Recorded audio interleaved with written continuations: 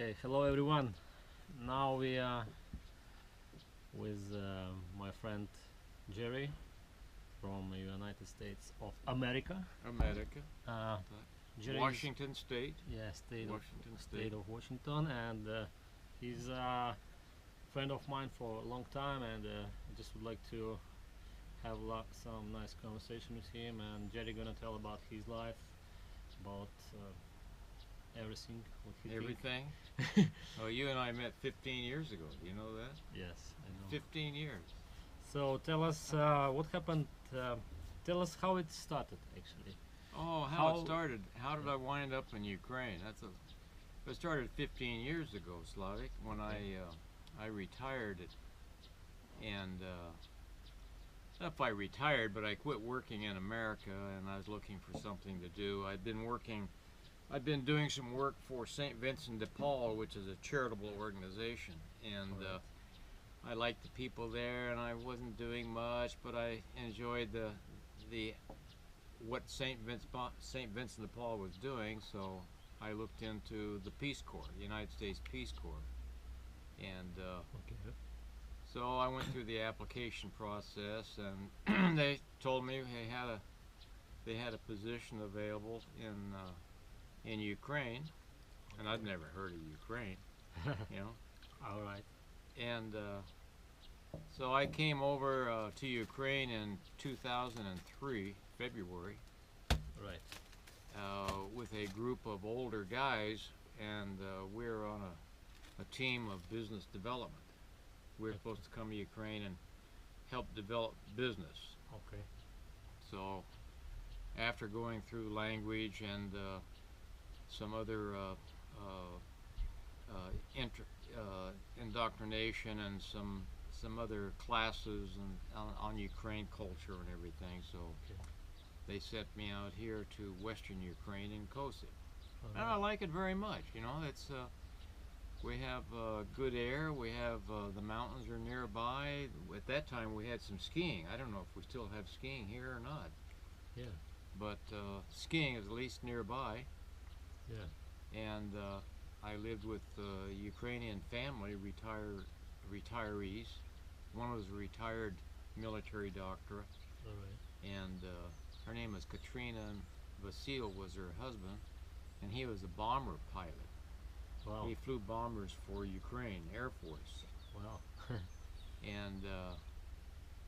and I lived with them for 2 years, and I decided, hey, I'm not doing anything in America, Okay. so I think I'm just going to stay here in Ukraine for a while.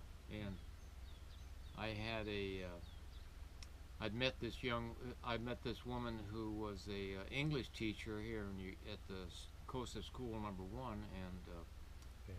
so I became one of her students. All right. Yeah, she was teaching me Ukrainian, Okay. and I liked her very much. And we started dating, and she had 2 daughters, young daughters at that time. They're much older. They're 15 years older now. Yes. Yeah. Little Ola was 11 years old at that time. Now she's going to be 26 in Wow. July. And so they were living in an apartment on the 5th floor, no elevator, and no water. So I bought a little house where we're at right now. Let me show it. This house. And So this is the house. I of the fixed it up. Jerry now. It just looks very American. yeah, it does. Okay. Okay, go on, Jerry. And I had a big remodel job. I actually put an indoor toilet in and hot water, Okay. and I have a little vineyard over here where I make about 40 liters of wine each year. Wow. And And that one is so good. Delicious. yeah, it's good wine, isn't it? I always trying that every time. And so I was here from 2003 until 2008, and then I went back to the States in 2008. My father was ill, so I went back to the States in 2008, and he died that year. Okay. And I worked in the States for a year, and then I came back to Kosів and convinced my girlfriend that she should marry me. Okay. So I took her to America and we got married. And then we came back to Kosів, and the girls, the oldest one, Zoriana, had finished the university, and Ola had just started the university, so they were going through that process of getting educated and trying to get a good employment in Ukraine, which can be difficult. But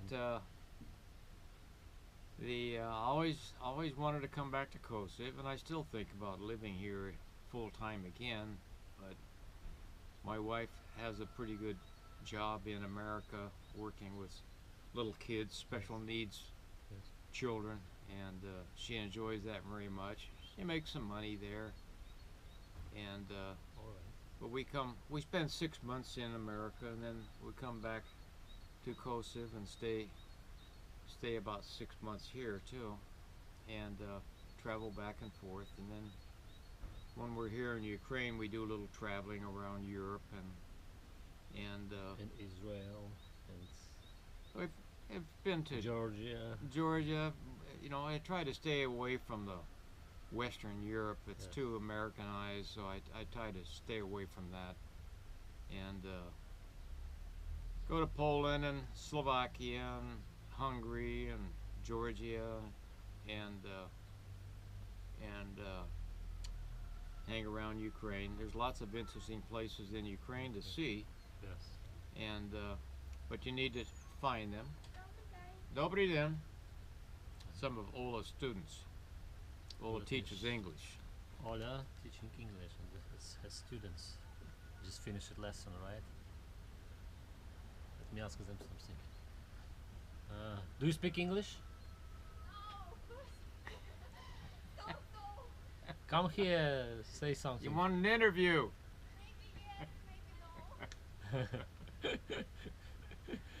Okay then. So Ola has started her own little English speaking school, and she has a queue. She has a crowd who wants to get into her classes, Yes. I and see. they enjoy coming to her classes. And so even little children who don't like to teach English, they cry when they can't come. So Ola is very, very busy with all of her students, and they all love Ola. It's Ola's English language school. So and Zoriana, the oldest girl, she's in Lviv, and here's another student just come out. Here's one more. This Hello. Do you speak English? Do you speak English? No? Why? Trotsky, tak? Okay. Another student. Okay. Go on, Jerry. Well, the thing about teaching English here is that they can sit down and fill out a test and do good on the test, but as far as sitting down and talking English with you, they're afraid to do that. All You know, right. they're afraid to show that they are not very good at speaking English. Yeah. But it's sort of like me when I was in Costa Rica trying to learn Spanish. You know, I couldn't speak Spanish either, but I think I know more Spanish now than I did after I finished Spanish school in Costa Rica. So, Alright. but it's I enjoy a life here, and it's a difficult life for Ukrainians because it's tough to get a job that pays anything, and but it's cheap living. It's very cheap for an American who's on Social Security. It's very, very convenient for me, but I get probably 4 times as much as the average Ukrainian. Yeah, of course. And so, but I like the weather here. I like the people. It's always fun to see Slavik. He always tells me where he's been, and you know he's traveled like almost 100 different countries, and he's taken a couple years off here, and I think he's anxious to get back to work. Yeah. Time to get back to work. Time to get back to work. And so the oldest daughter, Zoriana, is in Lviv, which is a very interesting city. It's about an hour and a half north of Kosів, and it's a very, very old city. It's a sister city of Krakow, Poland. Yeah. And there's still some 14th century architecture in Lviv. And she's an accountant for Nestle Food, and they work very, very hard. Sometimes they have flexible hours. They have flexible hours. Sometimes she works till 10 o'clock at night. Mm-hmm. And so I don't know what the system is up there. They just work until the work gets done. So, Okay. but she likes Lviv. It's a big city, and lots of young people up there. Lots of universities. Yeah. So it's a good place for her. And my wife Lida, she is in the house doing some special sewing of some sort. I don't know. She's not fixing my socks, but she's doing something with clothing. And she likes to come back. Her mother is still alive, and she spends a lot of time with her mom. Her mother is over 80 years old, and her health is not that good. So Lida takes care of her, and so there's lots of there's plenty of work here to do on my place. Okay. I have quite a few fruit trees that I have to take care of, and I've got my little vineyard, and there's a big garden here. So Let me show the big garden of the Jerry. So this is the raspberry, right? yeah, these are raspberries. It's springtime. They haven't started yet. This one, the early one, right? Yeah, there's a walnut tree, and behind the walnut tree is a plum tree, and there's another plum tree here. Then there's a cherry tree and apple trees. And Jerry living next to the such a nice stream. He always have a fresh water. Yeah. And here's the grapes, right? The grapes you made the wine from, right? Yep, that's it. And then Yeah. over there's the garden and more apple trees. Okay. Alright. So you're doing a good job. Yeah, it looks a lot different than it was when I first bought the place. Okay. Yeah, I remember this place when you just bought it. Yeah. Well, And you did some work here, I didn't did some work for Yeah, you, you so did some work with me. like going to buy some stuff and Yeah. to translate a little bit because you didn't speak Ukrainian much. I still don't. You still don't speak. How many words you know Ukrainian? Oh, I don't know. I've never. Can you kept track. say how is the beer? Oh, how's the beer? Yeah. Як пиво. Yeah. How is vodka? Vodka. Як Hiryuki. Hiryuki. Oh, Ricky. Oh. Oh my God. And I can say, let's see, Як справа, Slavic. Ah, How's Slavic? what else you know? How are you today? Як справа, сьогодні. Сьогодні. Oh my goodness. So, and I was talking to a lady at the bazaar. I was buying some cottage cheese from her, Okay. and she asked me how long I've been in Kosів, and I told her 13 years, Okay. and I told her that I don't speak a lot of Ukrainian, and she told me you don't need to. So, she's a reasonable lady, and I found out that, you know, I know a little Ukrainian, and they, you know, people are very nice to me. I've been here for 15 years, so they know who I am, and so maybe they've learned a little English since I've been here. Yeah. So, But it's a nice day today. Looks like we had just a little bit of rain, not much. Still a little bit. See some like a little bit of rain, Yeah. but it's It's sunny. springtime. It's hard to believe that a week and a half ago I was shoveling snow off my sidewalk, and now this week I'll probably have to mow the lawn. It's weather is very interesting here. Yeah, exactly. So I feel fortunate to be able to spend 6 months a year here in Ukraine, and I like it very much. I don't know how much longer I'll do it, but I'll do it as long as I can. So why you spend only 6 months in a year, not more? Well, my wife, she's not a citizen of the United States yet. Okay. Okay, she's on a green card.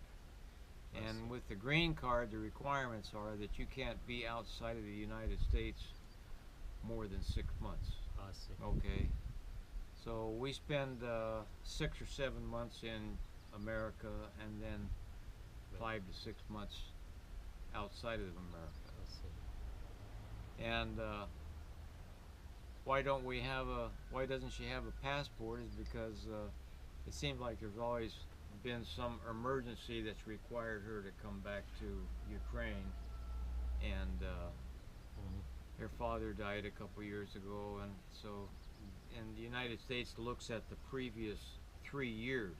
Okay. Okay, they look at the previous 3 years, and then they look at the amount of time you've been out of the United States, and if you've been out more than half the time of the last 3 years, they said no, you can't be a citizen. So maybe this year we'll apply for citizenship.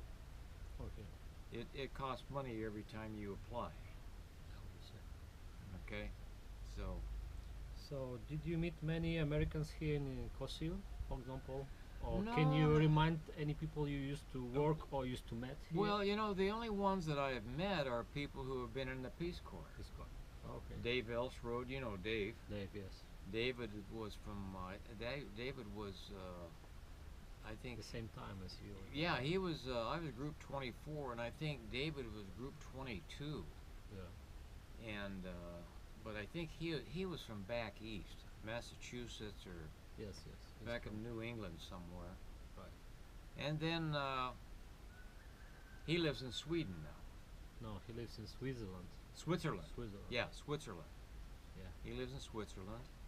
And then there's Judy Davis. Judy Judy Davis. Davis was from Wyoming. Judy, if you're watching us, Hello, Judy. hello, Judy. And Judy, she works for a charitable organization also with kids, I think. Yeah. Down and spends quite a bit of time in Africa. Yes. But it's not with the Peace Corps. No, it's different. Yeah. And then I met, let's see, who else was there? There was a young guy from Maine. Okay. I forgot what his name was. He wasn't around much. Then there's Okay. What about that guy we met like a few years ago? Remember? yeah, this? there's Bill Blitz. Bill. What's his name? Bill Blitz. Where he's now? Well, he's a retired attorney, and he lives in Salem, Oregon. Okay. And I see him when I'm in the United States. We get together and have lunch Right. once in a while, a couple, 2, 3 times. And Bill does a lot of volunteer work at the Capitol, the state capitol in I see. Salem. Okay. And Robert, I don't know what Robert's last name was, but he married a Ukrainian girl, and they both live in Maine. Oh, this. And she came back to Ukraine and finished up her PhD, and I don't know what she's doing. He's working in special projects in the school system in Maine. Okay. That's fine. And but I don't stay in touch with him much. It's just Bill Blitz. He's nearby. Once in a while, I hear from Judy. Oh, really? Yeah. Mm. Well, I write a little article. It's called the Kosів Update. Yeah, Yeah. I also getting that. You get that one? Yes. And I try to write about interesting things here in Kosів. I've been doing this for over 10 years. Just what's So, going can you on. tell me, when you was a Peace Corps, did they require you to write these updates? It was necessary for you to write these updates every time to send to US or no? About Ukraine, what's happening, or no? Well, I stayed in Kosів. I had a project that I worked with the credit union, Yes, yes. and the credit union had a sort of a little non-profit subsidiary Yes. where I worked in to develop tourism. Yes. Okay. But we called it green tourism. Yes. And green tourism, what that meant was that instead of building a hotel, and by the way, there's quite a few hotels in Kosів now. Right. But green tourism was to utilize the spare rooms of homeowners. Yes. You know, there's lots of big houses here in Kosів, and there's just a couple of people who live there. Right. The children have left, Yes. so they're encouraged to rent out their rooms to tourists, Yes. and it's additional income to them. And it's worked out pretty good. I think there's quite a few people around who have rooms available to tourists. Yes. Now I don't know what it is more recently, but during the winter time and skiing season, there's quite a few tourists. Well, they're Ukrainian tourists. Most of them are from Ukraine. They like to come here for the good environment, Yes. you know. Yes, that's right. But not many Americans come to Kosів. You get some Canadians who have Ukrainian roots, and you get quite a few people from Poland. They come in here, but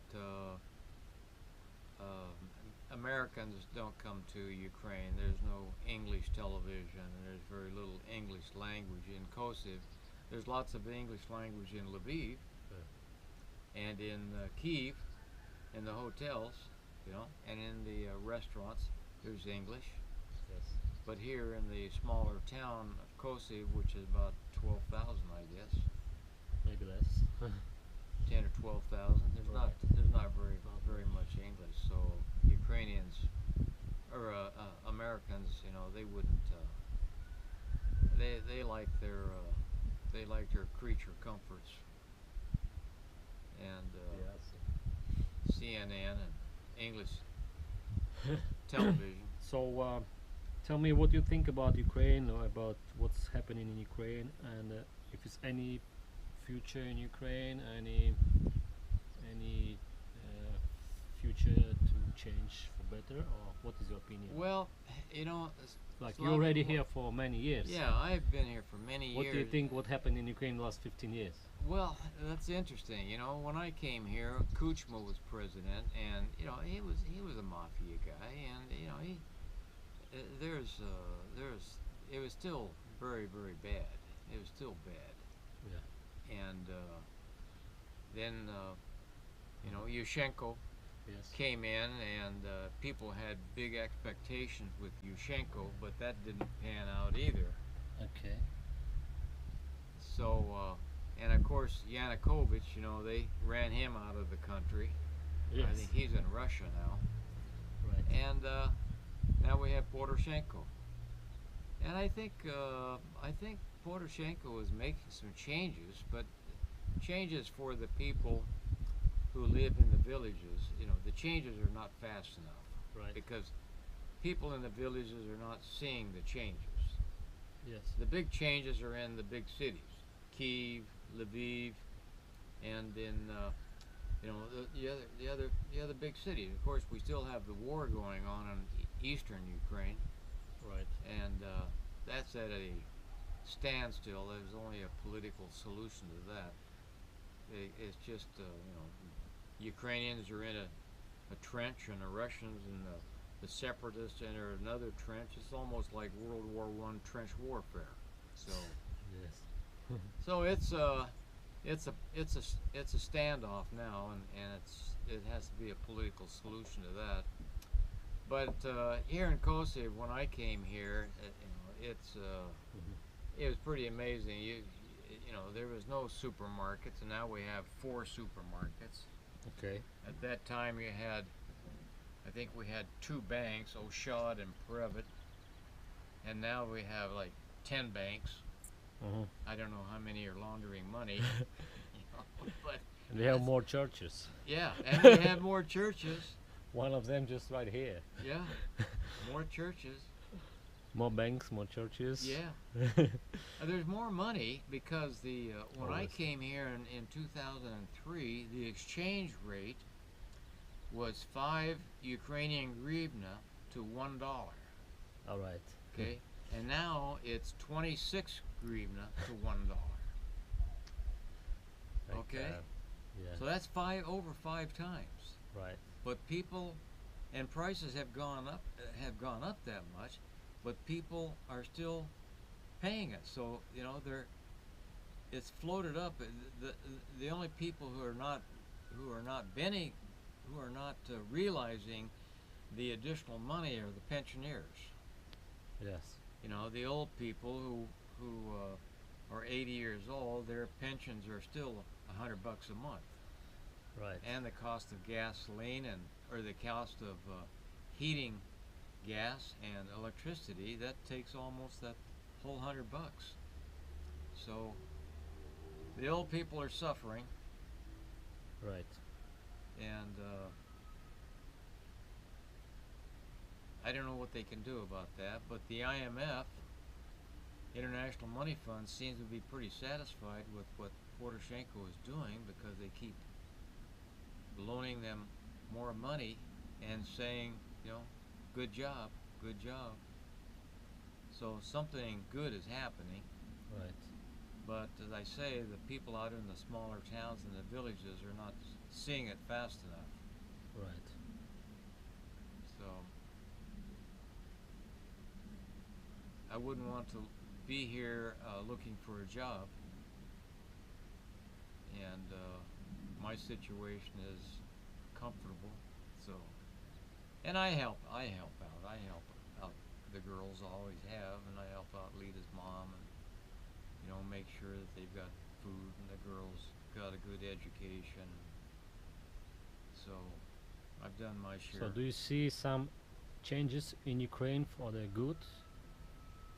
Or what do you think, in 15 years it became better situation or worse? Yeah, I think it has, Larry. That's why I'm saying, you know, it's slow coming, and it's not all over Ukraine. It's only in certain places. It's only in certain places. And in Kiev, Kiev is one of the most expensive places to live in the world. Okay. I think I read a year or so ago that Kiev is about as expensive as New York. Okay. It's very expensive for a hotel, a place to live. You have to make some money to live in Kiev. Right. And in Lviv, and even in Ivano-Frankivsk, you know, I think in Ivano-Frankivsk, Lita and I were talking to an acquaintance of hers last night, and in Ivano, it's for a one-room apartment. It's now $200, Okay. and 5 years ago, that's what you could get, a one-room apartment in Kiev for about $200. Now, Right. and I think in Kiev now it's probably $400 or $500. Okay. And when I come through Kiev, each time I come to Ukraine, I go from the airport to the train station, and you know, they just keep putting up more and more buildings, tall buildings. I'm just wondering, you know, who's paying for this? And it's all, I think it's all a lot of oligarchs' money with hasn't been taxed. I think it's probably laundered money being laundered. Right. But they're apartments, and there's lots of problems with those too. People, the apartments are never totally finished when somebody buys it. Okay. Okay, so, but overall, I think things are getting better in Ukraine, but it's slow coming for the people in the small towns and they're not happy about that. And there could be a turnover in the presidency. When the next election comes up, Poroshenko may not be the next president. Right. You know, people want to drain the swamp, so to speak. And we know what that turned out to be in America. Okay. Okay, thanks Jerry for such conversation, and was nice to see you again and again, and wish you all the best, and take care. Thank you very much, Slav. It's good seeing you too. Thank you.